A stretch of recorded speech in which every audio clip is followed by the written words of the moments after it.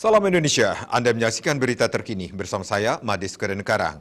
Presiden Tunisia mengeluarkan keputusan untuk memecat Perdana Menteri Hichem Mechichi dan membekukan parlemen selama 30 hari. Pengumuman tersebut mengundang kerumunan massa demonstran di jalan-jalan ibu kota.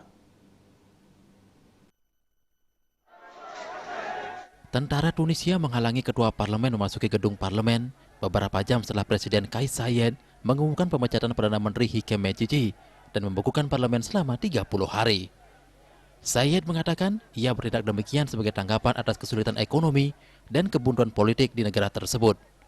Saied menambahkan, konstitusi negara memberinya kewenangan tersebut.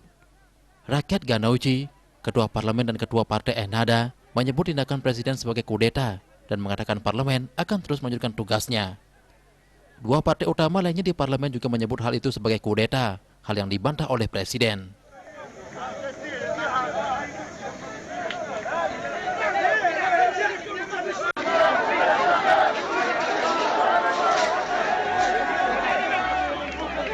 Pengumuman Saied mengundang kerumunan massa demonstran di jalan-jalan di ibu kota Tunis dan di tempat-tempat lain untuk merayakannya. Ada juga demonstran di luar gedung parlemen dan beberapa bentrokan terjadi antara kelompok-kelompok yang saling berlawanan.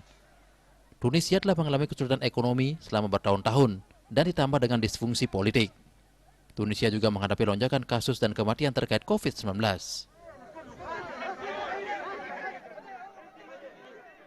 Mencegah penyebaran COVID-19, ingat pesan ibu, selalu terapkan 3M, wajib memakai masker, mencuci tangan, menjaga jarak, serta hindari kerumunan. Dengan penerapan perilaku 3M, Indonesia segera terbebas virus corona menuju Indonesia maju. Update terus informasi Anda dengan subscribe dan like YouTube channel Bali TV @newsbalitv. Tetaplah bersama Bali TV. Salam Indonesia.